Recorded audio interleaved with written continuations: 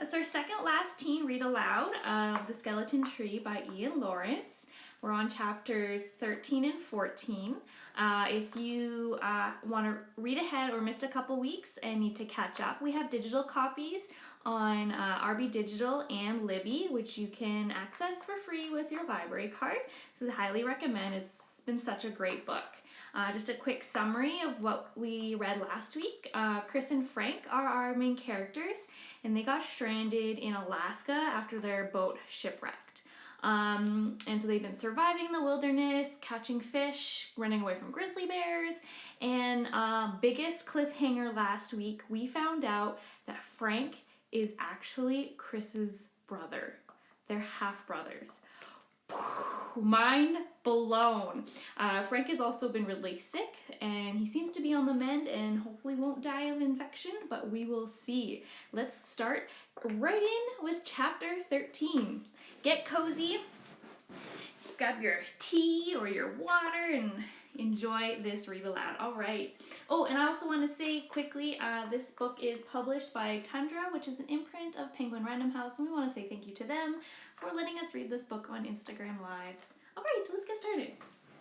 Chapter 13, The Wooden Saint. Frank's voice drones on. He's still reading that stupid book, but I've barely heard a word. When I look at him, I see his lips moving, his teeth flashing between them, his brows going up and down with the rhythm of the story. In the valley roamed a pack of wolves. On a wintry day, Catil set off alone to find them. He had learned the raven's way of hunting with the wolves and found them eager to help. In exchange for his eyes, they gave him their claws and teeth. What a raven could not kill on his own, a pack of wolves could slay in a moment. They would travel wherever he led them if there was a chance of a meal at the end. Looking up at the mountains and seeing storms circling in the sky, Catil knew where the wolves could be found. With his ebony hair flowing behind him, he began to climb the mountain. Frank turns the page, his hands fumbling with anticipation. This is so good, he says. I look over the sea and across the sky, searching for the glint of light from a ship's window or an airplane wing. It must be noon by now. The people must arrive in the next 12 hours. There's another note here, says Frank. He tilts the book to let me see the pages. A big red circle has been drawn around the part about wolves. All true. A symbiotic relationship. What's symbiotic? Asks Frank. I don't know, I tell him. Must be something special, says Frank. He bends the pages back and begins to read again. His voice changes as Catil shouts to the wolves. Now Frank is shouting too, quoting the book. You'll run with me tonight, you white-fanged devils. I smiled and settled back. He really is a lot like my father. Or like our father. Really. When Frank told me the truth, I was stunned. At first I didn't believe him. I thought it was just one of those stupid games meant to annoy me.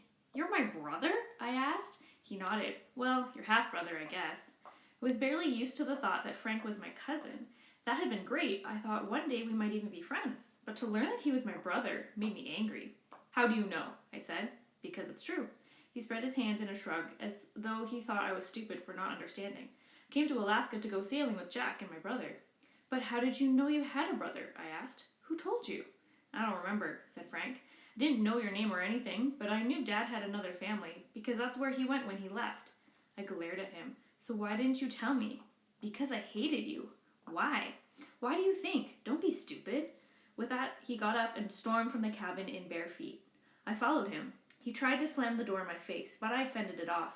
The rain had turned to a drizzle, and we were soaked in a moment, but we went down the trail to the sandy beach. Frank far ahead, and me shouting after him.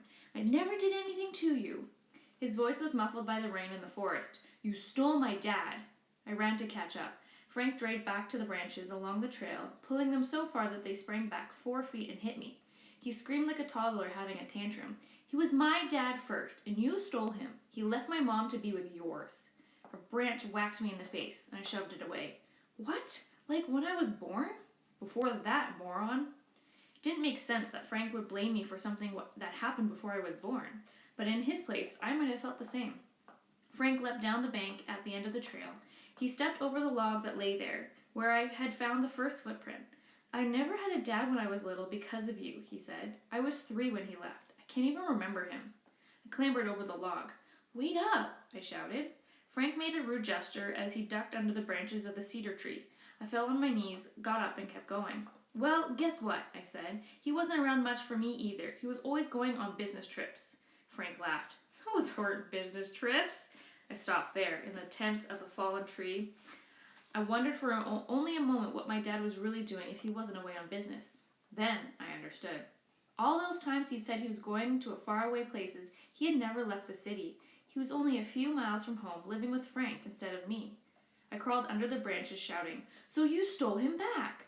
"No." Frank dropped onto the sand, as dark as water, collapsing straight on his back as though he'd been shot. I walked right up to him until my castaway shoes nearly touched his bare toes. "Did you know about me all along?" I asked. "Did Dad tell you he had another family? Another kid?" Frank gazed up at me with no expression. I yelled at him, "Did you know?" He still didn't answer, so I kicked sand in his face. I kicked a big, thick clod of sand and splattered all over his chest, his face, his precious hair. My shoe fell off as well, cartwheeling over his head. Like a snake, he squirmed around and grabbed my legs. He dragged me down with him onto the cold beach and knelt on my chest. With that big black glove, he shoved wet sand into my mouth. I felt it grinding against my teeth, coating my tongue, tasted of salt and seaweed, and then blood. Frank had cracked my lip. I tried to push him off. I punched uselessly at his shoulders. Frank kept pressing with his knees, pinning me down until he was satisfied that he had proved who was bigger and stronger. Then he rolled aside and lay on his back. I spat sand from my mouth and little clots of blood. "I know everything," said Frank. "Dad used to tell me stories that made me laugh. He hated you." "He did not," I said, but I wasn't so sure. I'd even asked my mother once, "Does Dad hate me?" She had pulled me close and asked me why I'd think such a thing. "Because he's away all the time," I had said. 10 years later, he came into my bedroom one night and said, "Hey, listen, little buddy." My heart sank. Whenever he called me little buddy, he had something bad to tell me. He said, "There's our big changes coming." He picked up my teddy bear and moved its little arms. "Things happen to people," he said. "We don't plan them, buddy. They just happen." He wasn't making sense. He sighed and said, "From now on, things will be different, I promise." And the next time I saw my father, he was lying in a coffin. I had seen that awful half-smile painted on his face and known in my heart it was all my fault. Never told anyone, but it was my wishing that had killed my father. The memories made me tearful. I coughed again, retching up sand and blood.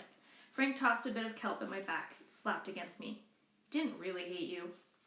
I turned my head to look at him. Dad never told me that. I made it up. Frank pitched my shoe to me. "I was the one he hated. You were his favorite." "Yeah, right," I said. I didn't believe that for a minute. "He talked about you all the time," said Frank, "about how smart you were and everything. Mom would get mad because she was jealous. And you want to know the last thing he said? The very last thing he said to me?" "I don't know," I said. "Maybe not." But Frank told me anyway. "It was Sunday morning," he said. "It was the first time Dad ever got up early on a Sunday. When I went downstairs, he was eating breakfast. He had his briefcase on a chair, and he was standing in his suit, trying to finish his coffee. Like he was hoping to leave without talking to me. He said, 'Oh, hi, little buddy.'" Didn't that give me a sting? So I was not my father's only little buddy. I asked Dad, "Where are you going?" said Frank. "Can I go with you?" "No," he had said. "I have to go home now." Frank tossed his hair. "That's what he said. Home. Like this wasn't his home, where he was with me." "Okay," I said. I had heard enough. "You don't have to tell me the rest." But Frank wouldn't stop. Dad picked up his briefcase. He said, "I don't know when I'll be back. It might be a while." Then he left. He didn't even finish his coffee. He walked out with the cup. He walked out with the cup in his hand. Another little piece of the puzzle fell into place. "That cup," I asked, "did it say, 'Don't fence me in'?" Frank sat up. "How do you know that?" "I found it in the garage," I said, way after the funeral." "I gave him that cup for Christmas," said Frank. We both sat silently as we tried to sort it out. So Dad had come home to me with a little part of his other son. He had parked his car in the garage, got out, and then, for some reason, had put the cup on the seat of my bike and driven away again. He got about 5 miles, maybe 10 minutes driving, before a dump truck T-boned his car in an intersection. But why had he driven off? Had he forgotten something? Maybe something as stupid as a loaf of bread, and that's why he died? Or did he decide, after all, that he would rather be with Frank than with me, and in his hurry to get back, he forgot the cup? Or did he come to the house just to leave it there, to connect the two parts of his life in some strange way that somehow made sense to him? I didn't think I would ever know. "Jack thought Dad might have killed himself," said Frank. I shook my head hard. I didn't want to think about that. He was so sad all the time, said Frank. He was... Don't, I said. Please. We sat on the beach in the rain right beside each other. The sea was flat and gray, and a lonely seagull pecked along the sand. You could have told me that a long time ago, I said. So you kind of hated me at first? Okay. But why didn't you tell me later? Frank looked away, embarrassed. Because then I kind of liked you. That was not an answer I had expected. So Frank had kept his secret in case it hurt my feelings? He said, I'm going for a walk. Then he got up and went along the beach. He took off the glove and threw it away. I saw his hand swinging at his side, the wound still wide open, but no longer black and rotten. Just ahead of him, the seagull flew off, flapping out across the sea. I thought of a father who suddenly didn't seem so great. My dad had led 2 lives, but he wasn't happy with either one. It was strange that the father I'd envied so much, the one I had always so badly I had wanted so badly, had been my father all along. He had taught Frank exciting things, how to fish, what plants he could eat in the forest, but he had left me to learn on my own. So Frank had grown up to be a boy who did things, while I became a boy who read about them. It didn't seem fair. My mother must have guessed about Dad's secret life, and good old Uncle Jack had definitely known both sides of my father. He had tried to be a friend to Frank, as well as to me. Maybe he felt sorry for us both. I heard Frank yelling at me far along the beach. He seemed excited about something. I yelled back, "What do you want?" His answer was faint. I had to cup my hands to my ear to hear him. "There's a man over here." Of course, I thought right away of my dream, of my dead father telling me, "Watch for a man." I stood up. I saw them together, halfway down the beach. The man was not much taller than the boy, and stood absolutely still as Frank walked in circles around him. I ran only a few yards toward them, before I understood why. The man was the same wooden figure I'd seen tumbling in the surf days before. Now he stood up straight, with his feet buried in the sand, his back to the forest, holding one hand up as though pointing to the distant place where his journey had started. "You see?" I cried. "See what?" said Frank. "I wasn't dreaming. It was true. A man will arrive. I told you so." Frank rapped his knuckles on the man's head. "It's wood." "He's still a man," I said. "He's a saint." "It's a samurai, moron." Well, the man did look Japanese, but to me he was a saint, and he reminded me of the little bird feeder statues in people's gardens.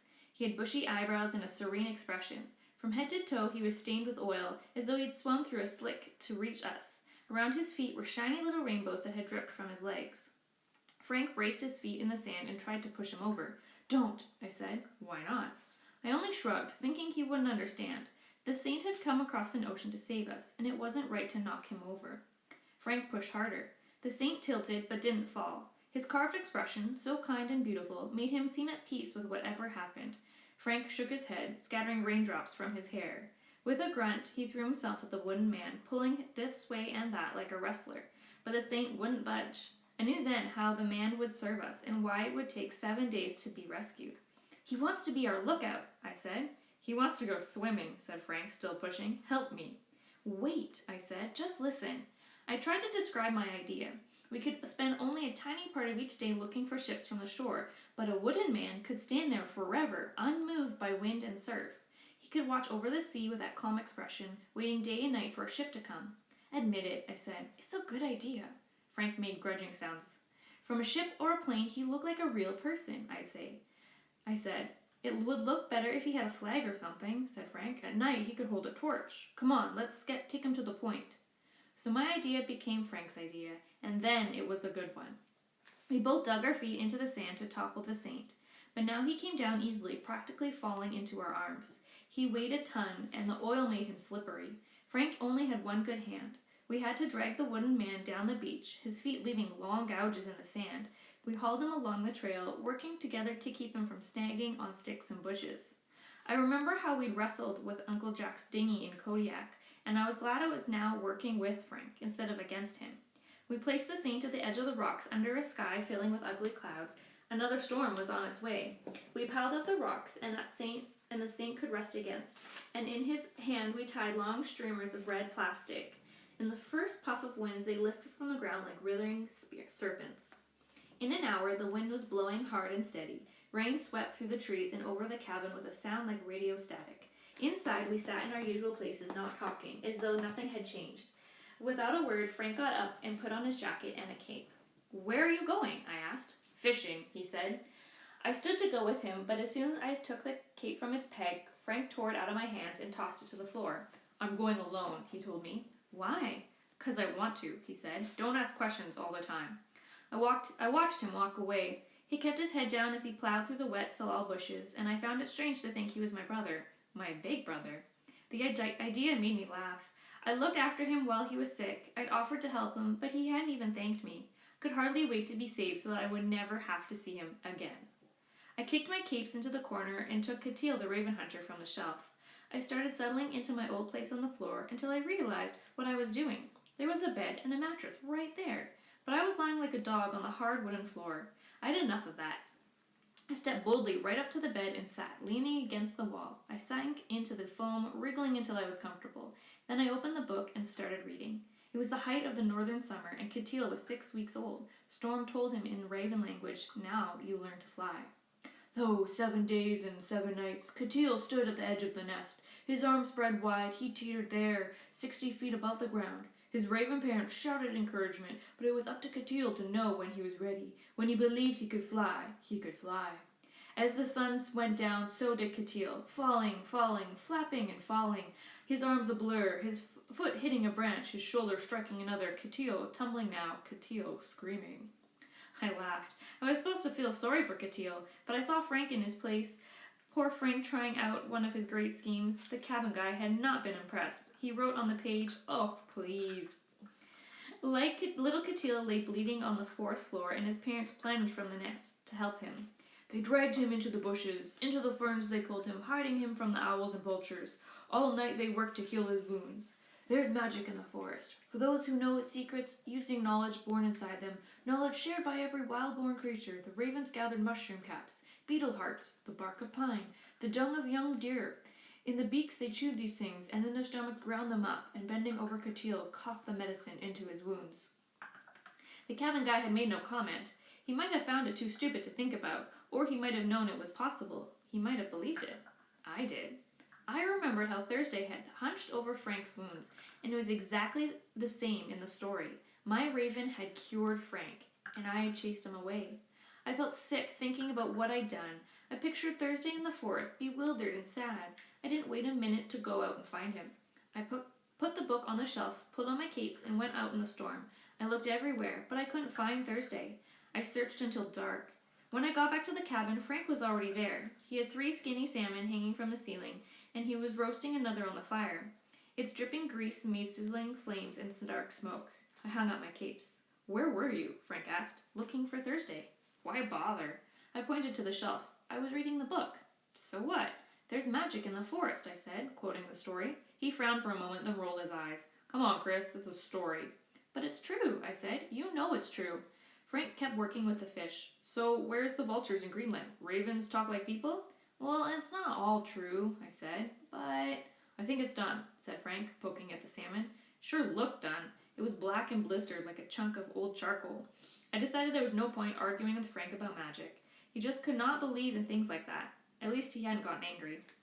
I ate my dinner in the corner, remembering all the times that Thursday had stood there with me and how he'd loved his scraps of fish. I would have done anything to bring him back or to travel through time and undo what I'd done. On the bed, Frank flexed his fingers as he stared at his hands. He turned it back and forth, and for once I could look at his face and tell exactly what he was thinking. He said, "All right, if that raven comes back, you can let him stay." "I was going to anyway," I told him. He shrugged, as though it didn't matter. "I'm going to take him home, too," I said, "when we're rescued." "What if he'd rather stay here?" "By himself?" "Why not?" Frank picked a little fishbone from his lips and flicked it away. "He's not a person, you know. He's a bird." "Ravens like company," I said. "You always see them in huge flocks all over the place." "Those are crows, moron," said Frank. "Anyway, he's never lived in a city. Why would he want to? He'd rather stay here, and you know it." Well, I didn't know it, but I suspected Frank was right. Why would a wild bird want to live in a house in the city? But the thought of leaving Thursday behind made me so sad I couldn't stand it. I thought of him watching from a tree as I climbed into a helicopter. He wouldn't understand why I was leaving. What if he tried to follow the helicopter, flying frantically over the sea until he couldn't fly any farther?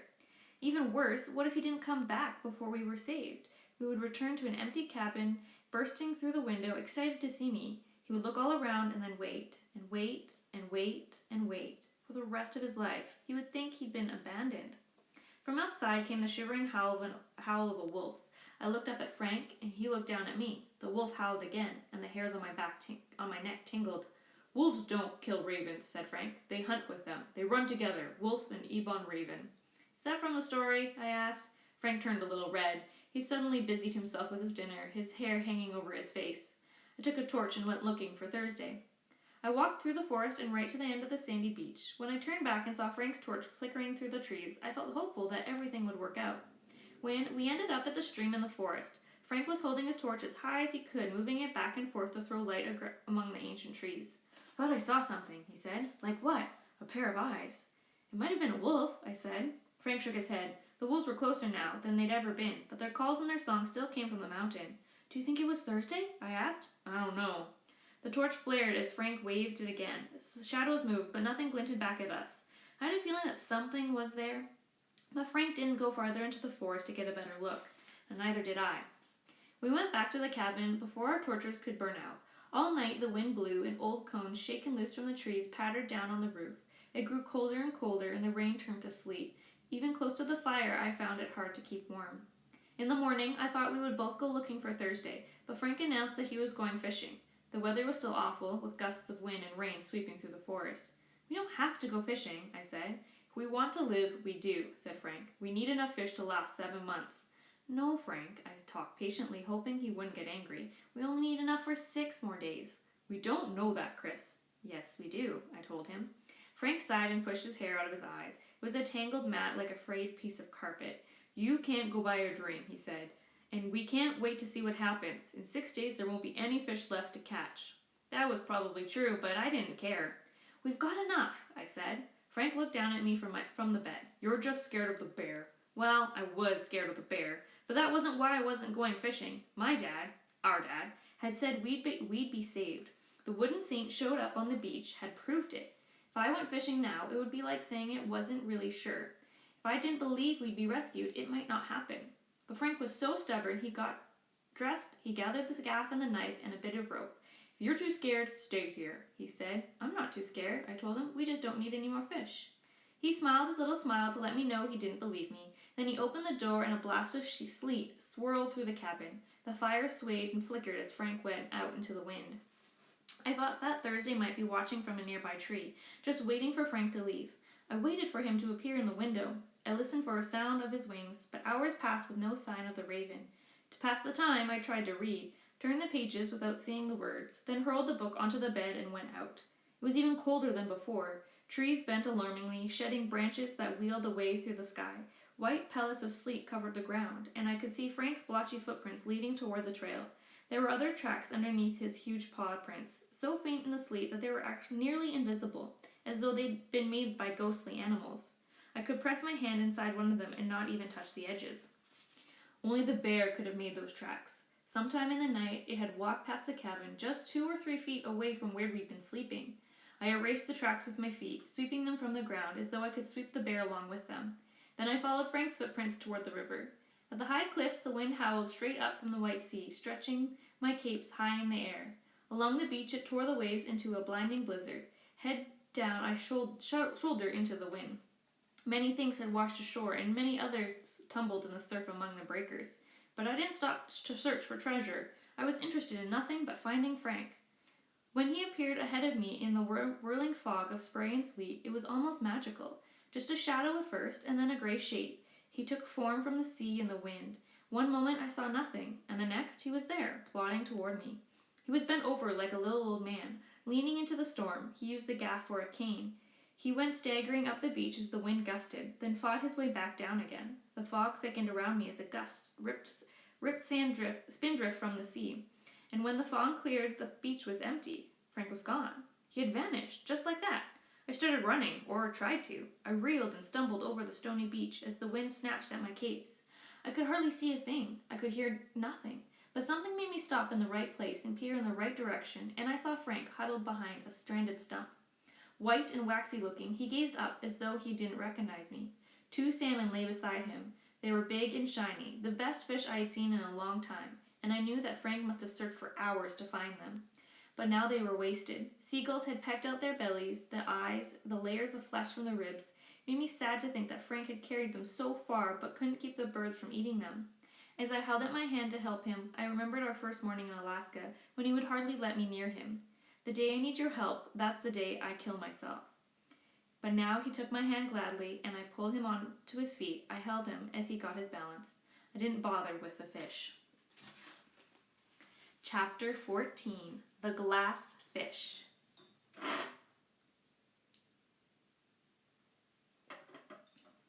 Dad was a loser, says Frank suddenly. This is not what I want to hear on the day we'll be saved. I clamped my hands over my ears. It's true, his whole life was crap. Don't say that, Frank. I can spend forever trying to make sense of my father's life, but right now, with the sun shining and men on their way, I don't want to talk about rotten things. But something in the story of Katil has made Frank angry again. He slaps the book into his lap. Dad wrecked everything, he says. He was useless. That's not true, I tell him. He had all sorts of trophies for football and baseball and, yeah, from high school, says Frank. That's the last time he was any good to anyone. From then on, he was just a loser. When I look at Frank now, I see Dad. His gestures, his habits, the sound of his voice are things I can sort of remember. He's a model of the father that I had when I was very young, the father he had known himself. Maybe that's why I grew to like him. I wish I was Frank. I want to be the one who was raised to play sports, the one who went camping and canoeing, the one who sat on a couch with his dad on Saturday mornings to watch worldwide wrestling. I never got to roll around on the carpet with my dad, practice the Texan death grip and the pile driver. I would have been the boy of my father's dreams. But if I was Frank, I would feel bitter now too, because all of that ended. Couples break apart and people move away. It wasn't Frank's fault what happened. It wasn't mine. But his father became my father, and Dad did everything differently with me. I'd always thought he was disappointed with me. Now I see that isn't true. Maybe I never was his favorite, but that's all right. Dad loved me just as much as he loved Frank, and he made me stronger by making me stand alone. I think he did it on purpose, knowing he couldn't always be around to help. But Frank would say he just didn't care, that Dad moved from one thing to another, without caring what he'd left behind. Drifting through life with like a broken down boat, like a castaway. Don't know if I should be angry or sad at the way things worked out. I guess I could wonder forever how things were meant to be. But in the end, I turned out stronger than Frank. I carried the gaff and kept an arm around Frank, and when he stumbled, I held him up. The wind pushed us along, and rain streamed from our capes. I heard a constant tick, tick, tick, like stones tapping together, and I couldn't figure it out at first. It was the chattering of Frank's teeth. He staggered through the cabin door and stood shivering in the middle of the room. In my hurry to leave, I had forgotten to bank the ashes. The fire had gone out long ago. I uncovered the embers and breathed fire into them, while Frank fumbled with his capes. His fingers were claws, so cold he couldn't bend them. He tore frantically at the plastic, trying to rip it to shreds, but he couldn't do it. I had to peel off his capes and work his jacket over those hooked fingers, as though untangling something from barbed wire. Frank didn't say a word. He just stared at nothing, as though he teetered on the edge of his old, wide-awake sleep. Like a robot, he lay down on the bed. His hands grappled at the mattress as I folded it around him. Something had happened out there, but what it was, Frank couldn't say. I read aloud from Katil the Raven Hunter. All evening and into the night, I kept reading, using different voices to make the story exciting. Though Frank fell asleep, I didn't stop, thinking the sound of my voice made him calm. The storm ended overnight. So did Frank's strange mood, and the morning was sunny and pleasant, with 5 more days to go. That seemed amazing. In 5 days we'll be rescued, I said. In 5 more days we'll be saved. Frank still looked doubtful, and I felt happy and excited, as though bathed in warm sunlight. Then I thought of Thursday. I had 5 more days to find him. I went out to the skeleton tree, where he so often perched in the evening. The wooden saint still stood at the edge of the shore, glistening with his oily sheen. He had not moved, though the streamers had been torn from his hands. Thursday wasn't there. I called and whistled as I searched to the south along the sandy beach. Many things lay cast ashore or bobbing in the water, but the most shocking was a piece of wood painted red. I recognized it as a shattered plank from Uncle Jack's dinghy, and I waded out to get it. Every time I bent down, it skittered away, pulled in or out by the waves. I chased it along the beach until I finally caught it. The little fitting that had held an oarlock was still screwed into the wood. I touched it, remembering everything in reverse. The tumbling landing in the surf, the awful hours of rowing, the shock of Puff's sinking, every moment I'd spent with Uncle Jack. I buried the plank deep in the sand among the driftwood. I didn't think Uncle Jack would want it laying in my little cemetery, so far from the sea that I couldn't hear the waves. So I scraped out a hole. I felt him standing beside me. And it was not a frightening feel, not even sad. I thought Uncle Jack was proud of me. I left no marker. I even swept away my fingerprints. Goodbye, Uncle Jack, I said. I found more floats, more bottles, more chunks of foam. I found an artificial rose and a bobblehead dog, but I didn't find my raven. I collected 2 plastic bottles and taped them together as I walked back towards the cabin. The sound they made was like one of Thursday's loveliest calls of pebbles dropped into barrels. Block, block, block, block. I was sure the sound carried far into the forest. I climbed the trail and on through the ancient forest. Block, block, block, block. It was quiet and beautiful there, and the last thing on my mind was any sort of danger. As I reached the stream, I saw something white rolling in the water near the bottom of the little pool. It tumbled over and over, a blob of white and orange, like a puffy bit of mushroom. I bent down to catch it, but all of a sudden, in that wonderful place, a feeling of doom came over me. It was an animal instinct that made me freeze in place, as though turned to stone. A prehistoric part of me sensed that I was prey. Something was waiting for me in the forest. This was the same place where Frank had seen eyes in the dark. Like him, I stared among the trees, between the trunks and through the branches, watching for any movement, listening for every sound. The feeling passed, but I still went slinking away, quiet as a cat. When I turned and fled, I raced to the cabin, but it was empty. I ran to the meadow and out to the rocky point, and there was Frank lounging in a plastic chair. I raced up behind him. "There's something in the forest," I said. He moved slowly, turning to look up at me. In that moment, I wished I hadn't come to find him. I must have sounded like a frightened boy I'd been before, the one afraid of everything. But then I saw him smiling in the strangest way. "I'll tell you one thing," he said. "It's not the bear." His tone and words turned me cold. "What do you mean?" I said. Frank tilted the chair on its wobbly legs. "Let's just say I took care of that old bear." "What did you do?" "Don't worry about it." He looked so smug and knowing. "He won't be around anymore, okay?" "But what did you do?" I said. It scared me, the way he smiled. I felt like grabbing the plastic chair and tilting it backward. I wanted to give him a fright, to make him squirm and kick to catch his balance. But I knew his plans never worked out, and I actually felt sorry for him. 5 more days, I said. "Sure, Chris," he nodded. 5 more days. I went to sleep hungry that night. Frank rationed the salmon, but cooked a big pot of seaweed and sedge. The smell made me sick. I was so thin that I could see each one of my ribs, and the bones in my arms right up to my elbows, but I couldn't eat any more than a few mouthfuls of that awful gruel. The moon came up, big and yellow, and we heard the wolves again, much closer. There must have been 20 or more, all calling back and forth. "What do you think they're singing about?" I asked Frank. "They're gathering," he said. "For what?" The howling rose to a high warble, then fell away. Farther in the distance, other wolves took up the song. "Frank, why do you think they're all gathering?" I asked. "I guess we'll see," he said. In the morning, with 4 more days to go, I wanted to search for Thursday at the river, but it scared me to think of walking through the old forest to get there. I asked Frank, "Do you want to go fishing?" "No," he said. "There's no more fish." "We could try anyway. No," he said. "There's no more." "Well, I'm going anyway." I took the gaff and the knife, and I crept along the trail. But in the moss-covered forest, I found nothing but birds. A woodpecker cried its giggling laugh, and sparrows sang from branch to branch. In a moment, I was past the stream, heading down toward the beach. I found the skeletal salmon that Frank had carried so far from the river. They lay in a pile of kelp with sand fleas swarming the bones. I wondered again if he had tried to fight off the seagulls, if he had tried to guard the fish, or had the birds followed him, just waiting like buzzards for their chance. It seemed an unsolvable mystery, but it suddenly made sense when I reached the boulders near the river. Another big salmon lay there, hidden from the gulls. It was nearly intact. Though the silvery scales had faded to gray, it still glistened and shone. It sparkled, like no fish I'd ever seen. I nudged it with my foot. It rocked on its side like with a clanking, grinding sound, and I knelt down to look. Frank had stuffed the fish with broken glass. He must have gathered a bucket full at the wreck of Reepicheep. From the boat's shattered windows, he had chosen the sharpest slivers, the perfect pieces to fit the salmon's tail and fins. Let's just say I took care of that old bear. It made me sick to think of Frank searching for the finest fish to be his bait, then arranging it so carefully. I could picture the intent look on his face as he worked with that salmon. The scales must have stuck to his fingers in shimmering specks. He would have remembered that frightening time from his childhood, his mother calling 911 in a panic when he found his mouth full of glass. Did he smile when he finished, imagining the bear's dim delight as it discovered the gruesome fish? I thought of the glass shattering between its teeth, slicing its gums and its throat, tearing it open from the inside out. As much as I feared the bear, as much as I hated it, I couldn't let that happen.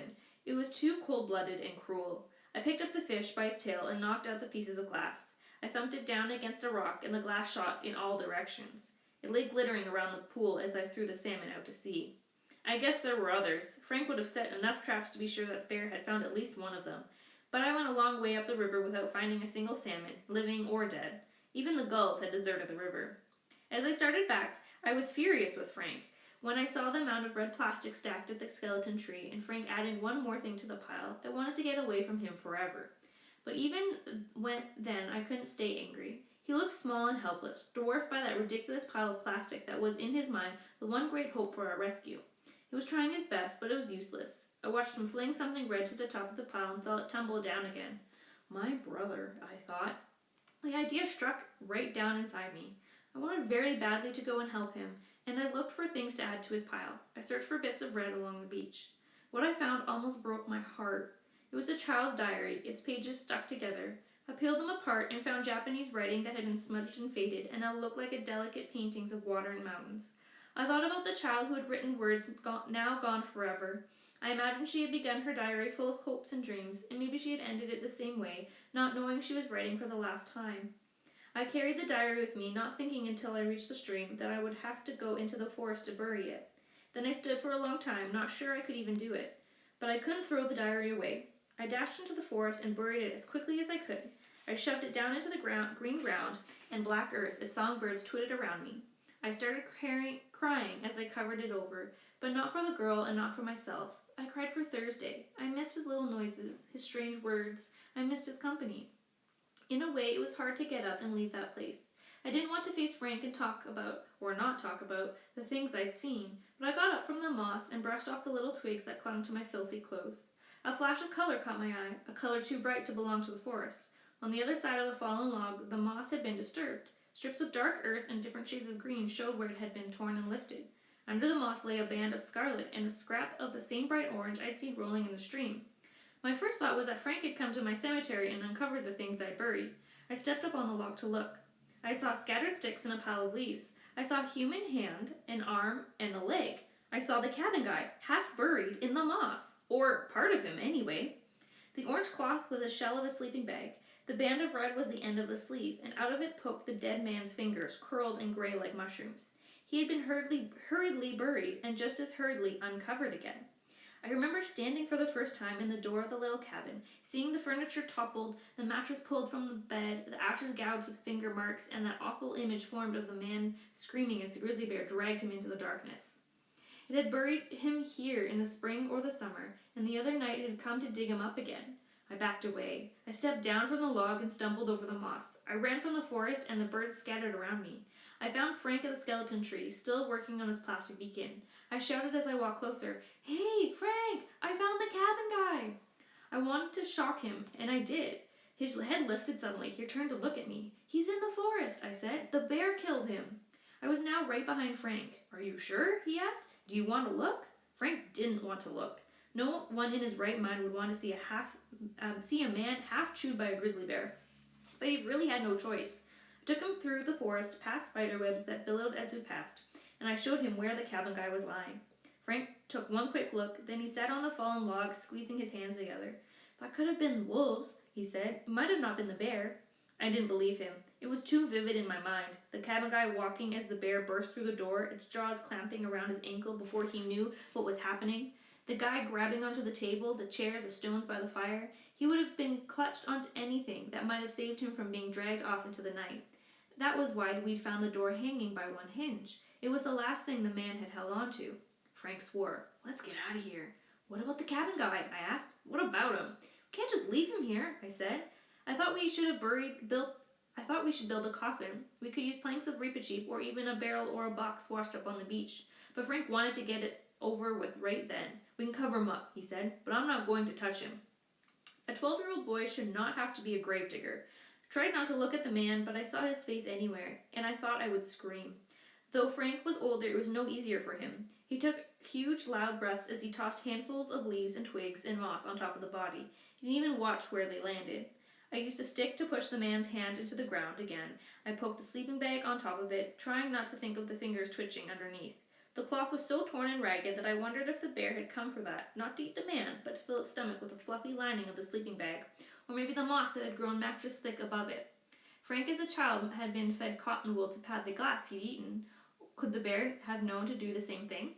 I thought of that as I covered everything with sticks and leaves. Frank said it was good enough, and he went away, but I kept working until I'd made the man a part of the forest again.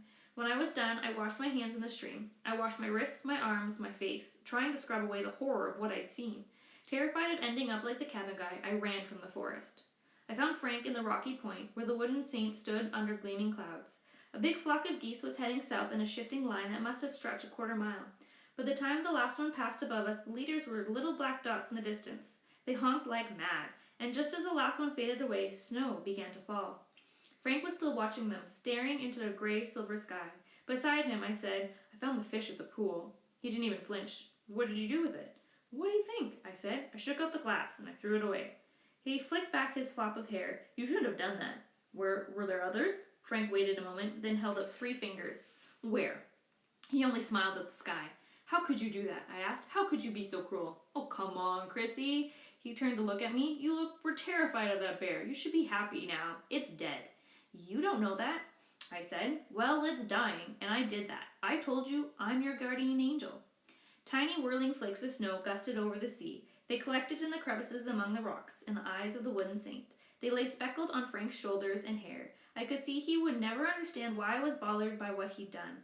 "I can't believe I'm your brother," I said, and walked away. Frank laughed. "You're too soft. That's probably why Dad never liked you." "Dad likes me lots," I said, still walking. "Did you know he was a hunter?" asked Frank. "He was walking along behind me now. That's what he did every fall. We went hunting for moose, sometimes for bears." I didn't know whether to believe him, but it was possible. My father's business trips had taken him away in the fall. "We saved the antlers," said Frank. He had a whole room full of antlers. Cold and hungry, I sat by the fire in the cabin. Frank lay on the bed with a book while I watched the flames and thought of Thursday. Though I tried to imagine him huddling warm in a dry place, I could only picture him dead on the ground with snow piling on his black feathers. For an hour the snow kept falling, then it suddenly stopped in a burst of sunshine, and out in the forest a raven called. I looked up from the fire. Frank put the book down, and for a moment our eyes met. Then I ran out, shouting for Thursday, and saw the raven landing in a fir tree. The branch bent, shedding snow in a glistening mist. The raven clucked and gurgled. "So it's back, eh?" said Frank, coming to join me. "The bed penny." He tried to sound uncaring, but couldn't hide his pleasure. "That's not Thursday," I told him. Frank frowned. "How can you tell?" "Because I know him." To Frank, all ravens were the same, but this one was smaller than Thursday, its feathers more ragged, its beak curved in a different way. Disappointed, I went back in the cabin. Frank kept calling uselessly to the bird, even whistling. "Come on, boy." I shouted through the door. "It's not a dog, you know." I heard the rustle of the raven's wings, then the whistling sound of its flight. A shower of snow pattered on the cabin roof, and a moment later Frank came inside. He stood beside me for a moment as I peered wet-eyed into the forest. "I'm sorry," he said. I shrugged. "A little late for sorries," my mother would have said. There was nothing he could do to bring Thursday back, but Frank wasn't thinking of the raven. "That was all lies," he said. "Dad never took me hunting. He always talked about it, but he never went. There was no room full of antlers. I made that up. Dad was no good at hunting, like he was no good at anything else. It was Jack who taught me stuff." I let Frank keep talking. He confessed to other lies, too. Of all the things he told me about our father, almost nothing was true. He had invented it all. He had invented a dad to replace the one who hadn't paid him much attention. His dad was not really so different from mine after all. I dreamed of him that night, our real father. I saw him as I had on the very last day, as we walked out of the house and down to the car. Again I saw him drive away without looking back. Then I jolted awake. A noise had disturbed me. Something was right outside the cabin. I waited to hear the sound again, a slither, a shuffle, whatever it was. Terrifying images whirled through my mind. Had the grizzly bear passed the cabin on its way for another meal? Had the cabin guy hauled himself from the ground to reclaim his little house? Maybe he was peering in through the window right then. I was too afraid to look. Or was he climbing into the skeleton tree to join the rest of the dead in their coffins? My fears chased each other around and around until daylight. I poked my head outside and saw that the snow had vanished. The ground was bare, and I could see no footprints. Then I finally slept, while Frank went down to the beach and back, while he cooked a pot of seaweed. I lay on the bed and watched him. 3 more days, I said. He nodded. "Say it," I told him. "Come on, Frank, say it." But but he wouldn't join in. He was using a short stick to stir the soup, holding his head tilted from the flames. "You have to believe it," I said. "We won't be saved if you don't believe it." I spent the day out on the point, by the wooden saint. I overturned an empty bucket and drummed as I chanted, 3 more days, 3 more days, 3 more days to go. Around noon, Frank put a hand on my arm to stop me. He'd been shouting, but I hadn't heard him. "Look," he said. I turned around. Frank was pointing east toward the mountain. On the blue sky above it was a tiny white scratch, the corntail of an airplane. "We're going to be saved," he said. Then he dashed off the grass, heading for the cabin. I shielded my eyes with the sticks I'd used for drumming, and I watched as a sparkle of light appeared at the end of the contrail. I saw it sprout a pair of tiny wings. In a moment came the sound of engines, as faint as the purring of a cat. Frank came racing back with a little cylinder that Thursday had brought, our last match inside it. He ran to the mountain of plastic at the trunk of the skeleton tree. He glanced up at the plane. The sound of its engines shifted in pitch and grew louder. It was many miles away. It wasn't even heading toward us, and it would pass well to the north. Frank must have known that, but he snatched up the can of fuel and twisted the cap. "Frank, don't," I said. "They'll never see it." He kept pulling at the lid. I tried to wrestle the bottle out of his hands, and he wrenched it away. Off came the lid. Like a genie appearing, the air around the little spout simmered. I smelled gas. "Please," I said. "Frank, don't." I couldn't let him burn the skeleton tree. Flames would roar up from the plastic. Black smoke would boil through the branches. The fire would spread to the moss and the bark, to the shreds of cloth, and the coffins would burn like kindling. The skeletons that had lain there for years would blacken and scorch. They would tumble into the plastic fire. "They won't see it," I shouted again. "In 3 days we'll be saved." He tipped the can and started pouring fuel over his piled up garbage. "Stop!" I grabbed at the gas can, but Frank shoved me away, driving his elbow into my chest. At one time, that would have knocked me flat, but I wasn't so puny anymore. I grunted as the breath went out of me, then flung myself at Frank's bent back. I got my arm around his neck, my legs around his waist. He staggered across the clearing, tumbling down toward the rocks. I kicked the red can from his hand. It landed with a thunk on the ground and tumbled toward the wooden saint. The fuel gushed out with a gurgling sound. Frank grabbed my arm and slipped me onto the ground. We wrestled and grunted and shouted. The last time we'd fought, we had gotten the better of me. But now I ended up on top, straddling his chest. It was Frank who lay breathlessly breathing heavily, his face bright red. "Okay, get off," he said. "Come on, Chris, get off me now." I stood up and looked at the plane. It was a sparkle of a speck, too small and too distant to show windows or even a tail. But I heard a clinking sound as Frank opened the metal cylinder. I saw him take out the last match. "Don't," I said. He struck it on the cylinder. A whirl of smoke appeared and a little flame, and he touched it to the spilled gas. A river of fire swept in a second to the feet of the wooden saint. It licked at its legs. It climbed his oily soaked robes. He stood in a pool of fire with flames leaping from his hands and head, and the smoke streamed across the clearing. "They'll see that," said Frank. "They'll see that for sure." He didn't get his huge pyre below the skeleton tree, but the burning gas made clouds of smoke, and he waved his arms at the tiny dot of an airplane. "Down here! Down here!" he screamed. Flames flickered along the saint's outstretched arm. His fingers started burning like candles. High above us, the jet flew on toward the west. In a minute, it was gone, and its contrail faded away. Frank stopped jumping around. He looked at me sheepishly, but there was still a huge grin on his face. "They saw it," he said. "I know they did. It's true. We're going to be saved." Maybe it was all part of his plan. The fuel, the saint, the matches. They all had come together to make my dream come true. In 12 hours, the plane would cross the ocean. In 12 more, it might be back. Someone would report the fire. Someone else would be sent to investigate. Yes, it all made sense. 3 more days, I said. 3 more days, said Frank. We grinned at each other. "Let's save the saint," I told him. If he had saved us, we owed him a favor. I filled my bucket drum with water, and we doused the flames. Though charred and blackened, the saint still smiled serenely. The day ended with hope, but with a new worry as well. If the fire went out now, we could never get it going again. We brought in armloads of wood and stacked them around the cabin walls. Frank rubbed his hands. "Guess what?" he said. "What?" I asked. "It's your turn for the bed." That surprised me. Maybe Frank was just being kind, thinking we only had 2 nights to go before we were saved. But he might have been afraid I would fight him for the bed. If I had beaten him once, I could beat him again, and there would be nothing worse for Frank than losing a fight. Everything had changed. At first it felt wonderful to stretch out on the foam mattress. What a change to look down at Frank on the floor. I loved the softness of the foam pad, the warm air that wafted up from the fire, and then I started thinking about the cabin guy and how I was lying in the exact place where he had been lying when the grizzly bear burst through the door. And maybe that was why Frank had surrendered the bed. He felt safer on the floor. And that's where we're going to end today. We only have 2 more chapters, guys. That means 1 more week and we're done this book. As I said at the beginning, you can grab a digital copy on RB Digital or Libby with your library card. Read ahead if you like, or catch up if you missed a couple weeks. This is so exciting. I really hope they get rescued. Do you think they'll get rescued?